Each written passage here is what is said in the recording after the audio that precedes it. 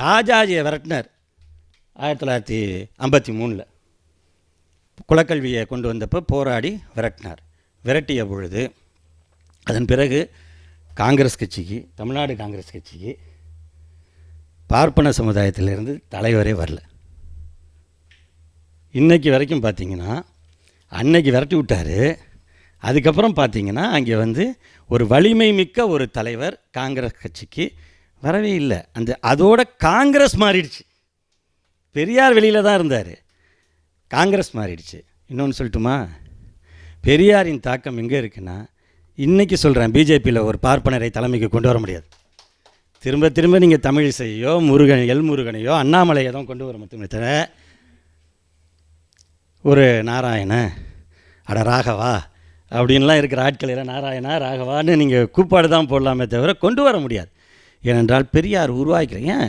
ரொம்ப சிம்பிளாக நம்முடைய மதிப்பிற்குரிய மாண்பிற்குரிய இந்திய ஒன்றியத்தின் நிதியமைச்சர் அவங்க அழகாக சொல்லிட்டு போயிட்டாங்கல்ல, என்னால் தமிழ்நாட்டில் நிற்க முடியாதுன்ட்டு. முடியாது. ஏனென்றால் அந்த அதிகாரத்தை, ஆதிக்கத்தை தகர்த்து காட்டிய செயல்தான் பெரியாருடையது. மறைந்து 50 ஆண்டுகள் ஆனாலும் ஏன் பயப்படுறான்னா, எதிரி பயப்படுகிறான் என்றாலே பெரியார் அங்கு நிமிர்ந்து நிற்கிறார், உயர்ந்து நிற்கிறார். அவர்தான் ஹீரோவாக இருக்கிறார்.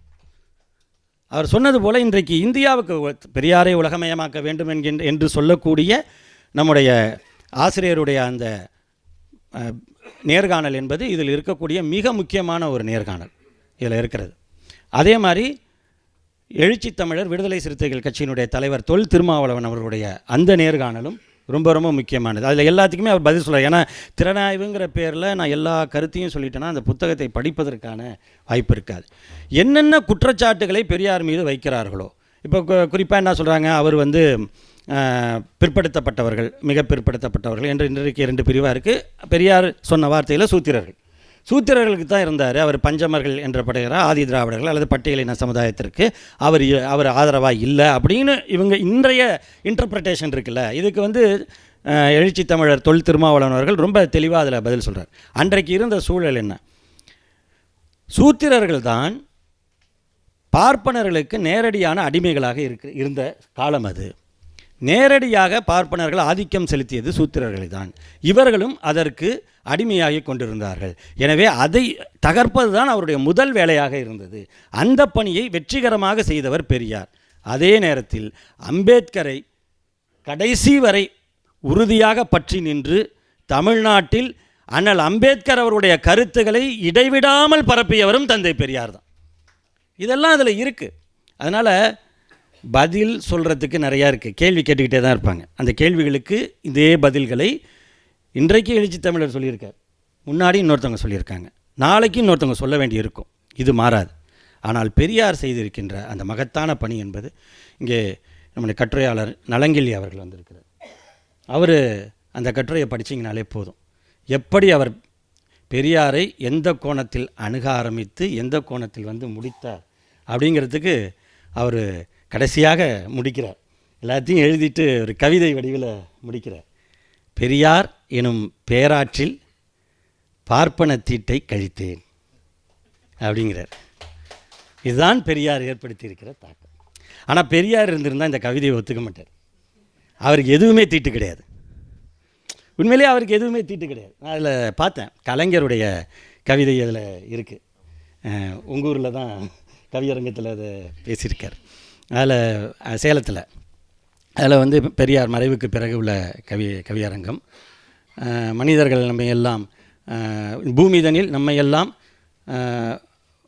வாழ்ந்து வளர்த்த சாமிதனை தொழுதிடுவோம், ராமசாமிதனை தொழுதிடுவோம், பெரியார் ராமசாமிதனை தொழுதிடுவோம் அப்படின்னு அதை முடிக்குது. அப்படின்னு தொடங்குது அந்த கவிதையே.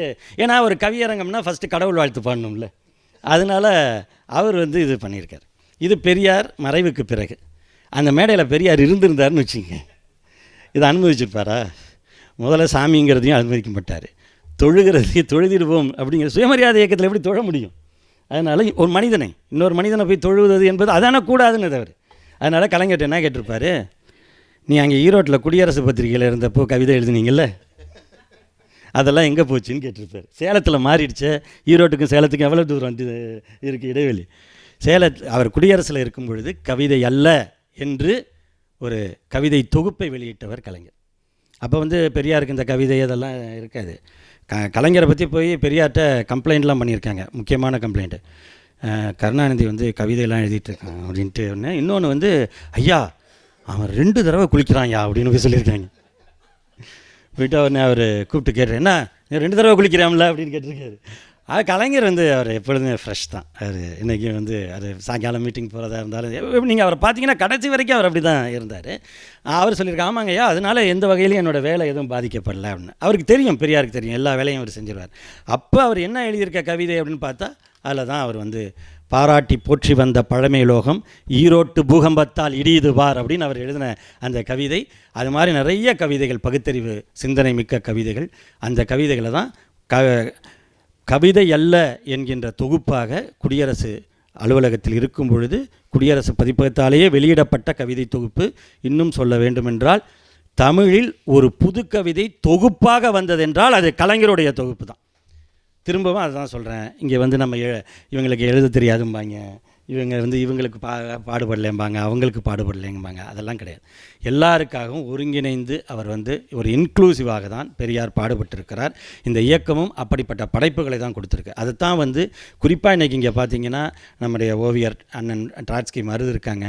நம்ம அது மூலம் கலகக்காரர் தோழர் பெரியார் இன்று கருப்பு பெரியாருக்கு கருப்பு சிவப்பு பெரியாராக ஆக்கிய நம்முடைய தோழர் ராமசாமி அவர்கள் இருக்காங்க. இவங்க இப்போ பெரியார் வந்து இலக்கியம் இந்த கலை வடிவங்களுக்கெல்லாம் எதிரானவர் அப்படின்னு சொல்லிட்டு இல்லை, எப்பொழுதும் அவர் கூட இருந்தாங்க. அவர் திரும்ப திரும்ப சொன்னது, இதை மக்களின் ஆயுதமாக பயன்படுத்துங்கள், இது வெறும் ஒரு வழிபாட்டுக்குரியதாக புனிதத்தன்மையாக வைக்காதீங்க. அவர் அதை தான் சொல்கிறார்.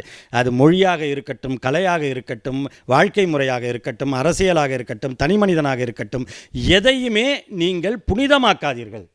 அப்போ புனிதம்னு ஒன்று இருந்தால் தானே தீட்டுன்னு ஒன்று வருது. இந்த புனிதம் இல்லைன்னா தீட்டு எதுக்கு என்பதைத்தான் அவர் வந்து புனிதமும் இல்லை தீட்டும் இல்லை, சமத்துவம் வேண்டும், அதற்கு சமூக நீதி தான் வழி என்று காட்டியவர் தந்தை பெரியார். அதனால தான் அவருடைய போராட்ட களங்களில் அவர் துணிச்சலாக நின்றார். எல்லாத்தையும் நீங்கள் பார்த்தீங்கன்னா அவர் அதெல்லாம் நிறைய இருக்குது, நல்லாவும் எழுதியிருக்காங்க. அவர் கொடுத்த வாக்குமூலங்கள் அதாவது அவர் சாவர்கர் பரம்பரை கிடையாது. கோர்ட்டுக்கு போனால் மன்னிப்பு எழுதி கொடுத்துட்டு வரத்துக்கு ஆமாம் செஞ்சேன் என்ன இப்போ அப்படிங்கிற லெவலில் தான் அவருடைய பதில்கள் இருக்கும். எல்லாமே ரொம்ப அந்த மாதிரியான இதெல்லாமே நீங்கள் படித்து பாருங்கள். குறிப்பாக அவர் இதில் கொடுத்தது ரொம்ப முக்கியமானது. 1938 நடைபெற்ற இந்திய ஆதிக்க எதிர்ப்பு முதல் இந்திய ஆதிக்க எதிர்ப்பு போராட்டத்தில் ஜார்ஜ் டவுன் நீதிமன்றத்தில் அவர் கொடுத்த வாக்குமூலம் ரொம்ப முக்கியமானது. அதுபோல் 1957 நடைபெற்ற சட்ட எரிப்பு போராட்டம், சாதியை பாதுகாக்கும் அரசியல் சட்டத்தின் பிரிவுகளை எதிர்க்கின்ற போராட்டத்தில் ஏறத்தாழ 10,000 பேர் பங்கு கொண்டு 3,000 பேர் சிறை சென்று அதில் 3 பேர் சிறையிலேயே மரணமடைந்து அதன் பிறகு ஒரு 17-18 பேர் மொத்தமாக 20 பேருக்கு மேல் சிறை கொடுமைகளால் பின்னர் மரணமடைந்த ஒரு நிகழ்வு என்பது சுதந்திர இந்தியாவில் ஒரு அறப்போர் காரணமாக இத்தனை பேர் சிறையில் தங்கள் உயிரை கொடுத்த ஒரே இயக்கம் பெரியாருடைய இயக்கம் மட்டும்தான். அது எந்த பதவிக்காகவும் கிடையாது. அவங்களுக்கே தெரியும், இது மாதிரி ஜெயிலுக்கு போயிட்டு வரனால நாளைக்கு நமக்கு வந்து சீட்டு கொடுத்துருவாங்க, ஜெயிச்சு வந்துடுவோம், எதுவுமே கிடையாது. எந்த ஒரு எதிர்பார்ப்பும் இல்லாமல் எந்த ஒரு பலனும் கிடைக்காது என்ற நிலையிலும் அதற்காக தன்னை ஒப்படைத்து கொண்டவர்கள், தந்தை பெரியார் சொன்னார் என்பதற்காக ஒப்படைத்து கொண்ட இயக்கம்தான் இது. இந்த வரலாறு தான் நம்ம எடுத்து முன்வைக்கணும். அது மாதிரி அவர் வந்து எப்படி ஒவ்வொரு இடத்துலையும் அவர் செயல்பட்டிருக்காரு அப்படிங்கிறது குறிப்பாக அந்த ஒருங்கிணைந்து நான் திரும்ப திரும்ப சொல்கிறதுக்கு இங்கே நீங்கள் தொடக்கத்தில் சொன்ன மாதிரி அவர் ஒரு ஜாதிக்கு எதிராக இருந்தார், ஒரு இதுக்கு எதிராக இருந்தாருன்னு சொல்கிறனால இந்த நான் சொல்கின்ற இந்த சட்ட எரிப்பு போராட்டத்தில் அரசியல் சட்ட எரிப்பு போராட்டத்தில் பேர் கொடுங்கங்கிறார். ஒவ்வொருத்தங்களாக பேர் கொடுத்துட்டு வராங்க. அதில் ஒரு சிறுவன் சிறைக்கு போனது, கவர்னர் வந்து கேட்டதெல்லாம் நிறைய அண்ணன் சுபவி அவர்கள் வந்து பலரும் சொல்லியிருக்காங்க. அதில் முக்கியமாக வந்து இன்றைய திருவாரூர் மாவட்டத்தில் முடிகொண்டான்னு ஒரு ஊர் இருக்குது. அங்கே ஒரு பார்ப்பனர் இந்த போராட்டத்தில் கலந்து கொண்டு சிறை சென்றிருக்கிறார், பெரியாருடைய போராட்டத்தில். இது பதிவாகி இருக்குது. எனவே அவர் எல்லோருக்குமான ஒரு தலைவராகத்தான் இருந்தார். அதனால தான் தமிழர் தலைவர், இந்த தமிழ்நாட்டிற்குரிய எல்லாரும், இன்னும் சொல்லப்போனால் அவர் சொல்வது போல உலகத் தலைவர் என்று கூட சொல்லலாம். அதை உலகத் தலைவர் என்று சொல்வதை விட அவரை மானுடத்தின் தலைவர் என்று சொல்வதே மிக பொருத்தமானதாக இருக்கும். ஏன்னா அவரை கேட்குறாங்க, அவரை என்ன கேட்குறாங்கன்னா, நீங்கள் வந்து இந்துவா அப்படின்னு கேள்வி கேட்குறாங்க. இன்றைக்கு இருக்கக்கூடிய அரசியல் அமைப்பு சட்டத்தின்படி யாரெல்லாம் கிறிஸ்தவர்கள் இல்லையோ, யாரெல்லாம் முஸ்லீம் இல்லையோ, யாரெல்லாம் பார்சி இல்லையோ, மற்றவர்களெல்லாம் இந்துக்கள் தான். நானும் இந்து தான், தமிழ்ச்செல்வனும் இந்து தான், அக்காவும் இந்து தான் இங்கே இருக்கிற சட்டப்படி. ஆனால் நாங்கள் எங்களை இந்துவாக நினைக்கிறோமா, அல்லது இந்து மதம் என்கின்ற இவர்கள் சொல்கின்ற அந்த வர்ணாசிரம கோட்பாட்டுடன் இருப்பது எங்களை அப்படி நடத்துகிறதா, பெரும்பான்மையான இந்துக்கள் என்பவர்களை அப்படி நடத்துகிறதா என்பது தான் இன்றைக்கு இருக்கின்ற போராட்டம். பெரியார் என்ன சொல்கிறாரு, நான் இல்லைங்க அப்படிங்கிறார். அப்படின்னா உங்கள் மதம் எது அப்படின்னு கேட்கும் பொழுது அவர் சொல்கிறார், நான் மனித தர்ம கொள்கைக்காரன். தன்னை அவர் அறிமுகப்படுத்தி கொண்டது, நான் மனித தர்ம கொள்கைக்காரன். அப்படின்னாங்க அப்படின்னு அவங்க கேட்குறாங்க. அப்படின்னாங்க மனுஷங்களில் பிறவி பேதம் கிடையாது, மனிதர்களில் சமத்துவம், எல்லோரும் சமமாக இருக்கணும், எல்லோருக்கும் சம வாய்ப்பு கிடைக்கணும், அந்த மனித உரிமை எல்லாருக்கும் இருக்கணும். இதுதாங்க நான் சொல்கிற மனித தர்மம், இதுதான் நான் சொல்கின்ற மதம் அப்படிங்கிறார். அவருடைய பார்வையில் மதம் என்பது இப்படித்தான் இருக்கணுமே தவிர ஒருத்தனை பிரித்து வைக்கணும் அப்படிங்கிறது கிடையாது. எனவே பெரியார் இதை சொல்லியிருக்காருங்கிறத யாரும் எடுத்துகிட்டு வர மாட்டாங்க.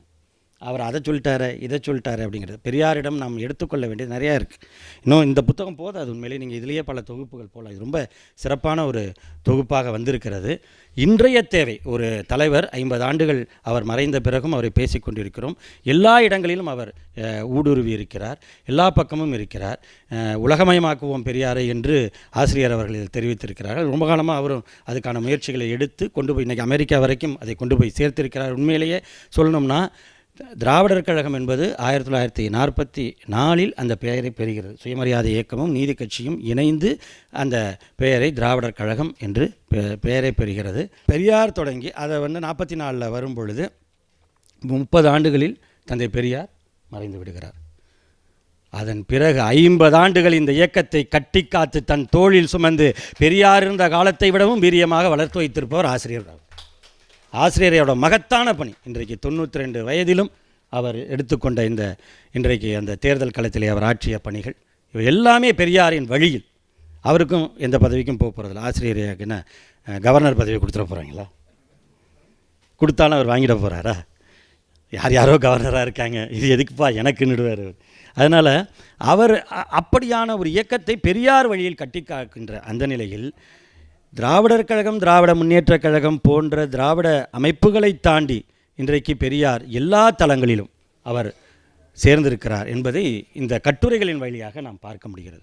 நான் இதில் பெரும்பாலான கட்டுரைகளை படித்தேன்னு சொன்னேன், 1-2 விட்டுட்டேன். குறிப்பாக பெண்களை பற்றி பெரியார் என்னென்ன சொல்லியிருக்காரு அப்படிங்கிறத நிறைய பெண்கள் அதில் எழுதியிருந்தாங்க. தோழர் ஓவியா உட்பட பலரும் அதை எழுதியிருந்த கட்டுரைகள் அதெல்லாம் மேலோட்டமாக பார்த்துட்டேன். ஏன்னா ஏன் அதை நான் படிக்கலைன்னா, ஆணாக இருப்பதால் பெண்களின் கட்டுரையை புறக்கணித்து விட்டேன் அப்படின்லாம் நினைக்க வேணாம். எனக்கு ரொம்ப எளிதாக எனக்கு புரிந்து கொள்ளக்கூடியது என்னென்னா, எப்பொழுதுமே பெரியார் மிக எளிதாக போய் சேருகின்ற இடம் பெண்களுக்கு தான். ஏன்னா பெண்களிடம் பெண்கள் மட்டும் பெரியாரை படிக்க ஆரம்பிச்சிட்டாங்கன்னா அவங்க மாதிரி பெரியாரை புரிந்து கொள்ளக்கூடியவர்கள் வேறு யாரும் கிடையாது. பெரியாரை தெரிஞ்சுக்கிட்ட போது இது என் வாழ்க்கையிலே ஒரு அனுபவம் உண்டு. என்னுடைய மனைவி அவங்க படித்து வளர்ந்த ஊரெல்லாம் பழனி. அவங்க தைப்பூசமாக இருக்கட்டும் அல்லது கிருத்திகையாக இருக்கட்டும் மலை ஏறி போயிட்டு வரக்கூடியவங்க. அவ்வளோ பக்தி இதெல்லாம் இருக்கிறது. திருமணம் சுயமரியாதை திருமணமாக நடக்குது. அப்போவே அவங்களுக்கு தெரிஞ்சிருச்சு இவன் இப்படி தான் இருப்பான் அப்படிங்கிறதெல்லாம் தெரிஞ்சிருச்சு. நான் ஒன்றும் பெருசாலாம் அவங்கள வலியுறுத்தலை. அவங்க போக்கில் அவங்க இருக்கட்டும், நம்ம போக்கில் நம்ம இருப்போம் அப்படின்னு. அதுக்கப்புறம் அவங்க ஒரு நாள் இப்படியே பேசிகிட்டு இருக்கும் பொழுது, ஏங்க பெரியார் சாமி இல்லைன்னு சொன்னாரா அப்படிங்கிற மாதிரி அந்த கேள்வியெல்லாம் கேட்பாங்கள்ல. பொதுவாக அவங்க சொந்தக்காரங்களாம் சொல்லியிருப்பாங்களோ, அவங்க வீட்டுக்காரரு கோயிலுக்கு போக மாட்டார், அவர் சாமி இப்போ பிடிக்காதவருக்கு, ஏதோ சாமியை நாம் போய் பிடிச்சிட்டு இருக்க மாதிரியும், மற்றவங்களாம் சாமியை பிடிச்சிட்டு இருக்க மாதிரி நாம் சாமி பிடிக்காமல் விட்டுற மாதிரியும், அது சாமி பிடிக்காது அப்படின்லாம் சொல்லுவாங்கன்ட்டு அவர் அது மாதிரி எல்லாம் சொல்லிகிட்டு இருக்கும் பொழுது, ஆனால் ஆமாம்மா பெரியார் கடவுள் எங்கே இருக்காருன்னு கேட்டார். அவர்கிட்டயே கேட்டாங்க, கடவுள் இல்லைன்னு சொல்கிறீங்களே, ஒரு நேரம் முன்னாடி வந்துட்டால் என்ன பண்ணுவீங்க அப்படின்னு கேட்டாங்க. வந்தால் இருக்குன்னு சொல்லிட்டு போகிறேன், அவ்வளோதான். இல்லைன்னு சொல்லிட்டு இருக்கேன், வந்தால் இருக்குன்னா வரமாட்டேங்குது, அவ்வளோதான விஷயம் அப்படின்னு அவங்க அப்படியே சிரிச்சுட்டு போனாங்க. அதுக்கப்புறம் கேட்டாங்க, ஏங்க பெரியார் பெண்கள்லாம் அடுப்பங்கரையிலே இருக்கக்கூடாதுன்னு சொன்னாராமே அப்படின்னு. ஆமாம்மா, எதுக்கு எப்போ நேரமும் கரண்டியை பிடிச்சிட்டு இருக்காங்க, அதை விட்டு வெளியில் வந்தால் நல்லா இருக்கும்னு. அவ்வளோதாங்க. அதுக்கப்புறம் அவங்க அடுப்பங்கரைக்கே போகல, நான் தான் அப்புறம் கரண்டியை பிடிக்க வேண்டியதாகிடுச்சு. அவங்களுக்கு பெரியாரை பிடிச்சி போச்சு. உண்மையை சொல்கிறேன், தமிழ்ச்செல்வனுக்கு தெரியும், அக்காவுக்கு தெரியும், இதே அரங்கத்தில் இந்த இருக்கிற இந்த அரங்கத்தில் அவங்க இதே மேடையில் நின்று பேசக்கூடிய அளவிற்கு, பெரியாரை பற்றி பேசக்கூடிய அளவிற்கு வந்தார் என்றால் அவங்க நம்ம தோழர் இவங்க மாதிரியோ, ஓவியா அக்கா மாதிரியோ, அல்லது இங்கே இருக்கிற மற்ற பெரியார் பற்றாளர்கள் இந்த புத்தகம் எழுதியிருக்கக்கூடிய, புத்தகத்தில் கட்டுரை எழுதியிருக்கக்கூடிய அவங்க கூட அளவுக்கு கூட கிடையாது. அவங்க அப்படிலாம் ஒன்றும் பெரியார் ஆழ்ந்து படித்தவங்கலாம் இல்லை, புரிந்து கொண்டார்கள். இங்கே வந்தாங்க, ஆசிரியரோட பேச்சை கேட்டாங்க, மற்றவங்க பேச்சை கேட்டாங்க, இங்கே இருக்கிறத புரிஞ்சுக்கிட்டாங்க. எளிதாக பெண்களுக்குள் போகக்கூடியவர். அது மாதிரி தான் அவங்க அப்படியான ஒரு சூழலில் இருந்தாங்க. தந்தை பெரியார் அவர்களுடைய, அதுதான் சொல்கிறேன், பேச்சு எழுத்து அப்படின்ட்டு அந்த 1-2 இதை எடுத்துக்கிறாங்க. இன்றைக்கி தொடக்கத்திலே சொன்ன மாதிரி நாகம்மையார் நினைவு தினம் என்பதால் நாகம்மையார் அவர்கள் இறந்த பொழுது பெரியார் அவர்கள் எழுதிய அந்த இரங்கல் குறிப்பு என்பது, அவர் நிறைய பேருக்கு இரங்கல் குறிப்பு எழுதியிருக்காரு, எவ்வளவு பேருக்கு எழுதியிருக்காருங்கிறதையும் இதில் ஒரு இதாக சுட்டி காட்டியிருக்காங்க. ஏடி பன்னீர்செல்வம் அவர்களுக்கு அவர் எழுதிய ஒரு இரங்கல் குறிப்பும், அதுபோல் நாகம்மையார் மறைவின் பொழுது அவர் எழுதிய இரங்கல் குறிப்பும், காந்திக்கு அவர் எழுதிய இரங்கல் குறிப்பும் மிக முக்கியமானது. அதில் நாகம்மையாருக்கு அவர் சொல்கிறார், அவர் இறந்ததை பற்றி சொல்லும் பொழுது அவர் என்ன சொல்கிறாரு, நாகம்மையார் எப்போ தன்னை விரும்பி, அவங்க உறவினர் தான், விரும்பி திருமணம் செஞ்சுக்கிறாங்க. அதுவும் எப்போ, நான் மைனராய் காளியாய் சீமானாய் சுற்றி கொண்டிருந்த பொழுது, வேறு மாதிரி நினச்சிக்காதீங்க, மைனராய் காளியாய் சீமானாய் சுற்றி கொண்டிருந்த பொழுது என் மீது அந்த பற்று வைத்து அவங்க வந்தாங்க. ஆனால் எனக்காகவே வாழ்க்கையை அர்ப்பணித்தாங்க.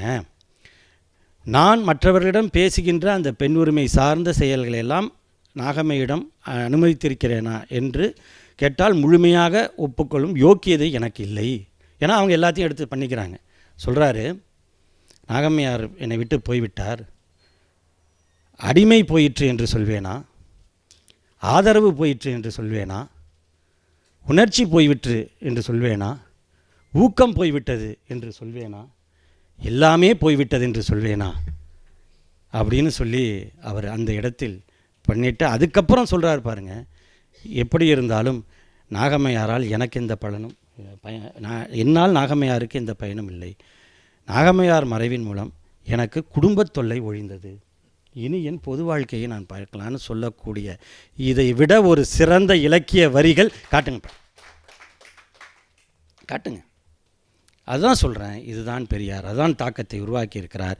இன்றைக்கு இந்தியா முழுவதும் தேவைப்படுகிறார்.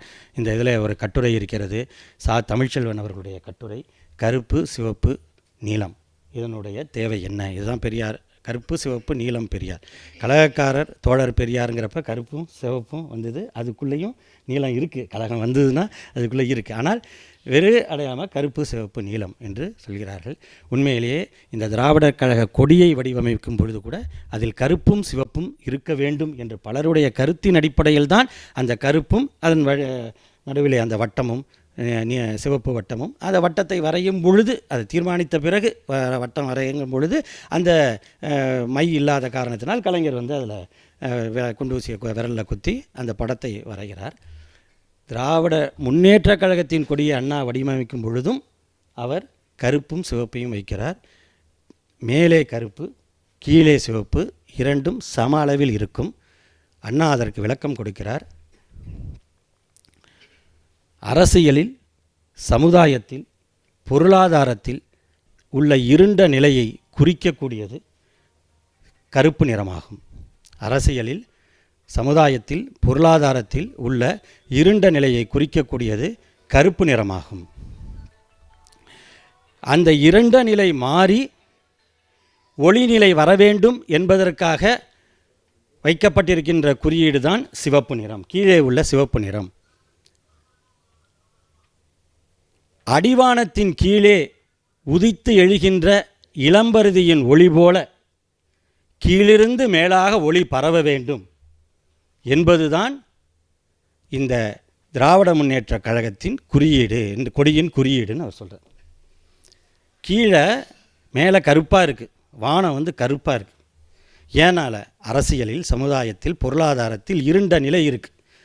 அப்போ கீழேருந்து ஒரு ஒளியாக திராவிட முன்னேற்ற கழகம் என்ற அரசியல் பேர் இயக்கம் உருவாகிறது. மெல்ல தான் தொடங்க முடியும், எடுத்த எடுப்புலாம் வர முடியாது. எல்லாம் பல பேர் அப்படி தான் நினச்சிட்ருக்காங்க, உடனே எல்லாம் நடந்துடணும்னு. ஆனால் மெல்ல தான் வர முடியும். அடிவானத்தில் உதித்தெழுகின்ற இளம் பருதி போல, இளம் பருதி என்றால் உதய சூரியன். அப்போல்லாம் திமுக அரசியலுக்கு தேர்தல் அரசியலுக்கு போல உதயசூரியங்கிற சின்னமும் வரல. ஆனால் கொடியை வடிவமைக்கும் பொழுதே அண்ணா சொல்கிறார், இளம்பருதி போல அது மேலே எழ எழ இருள்நிலை நீங்கி ஒளிநிலை உருவாகும்.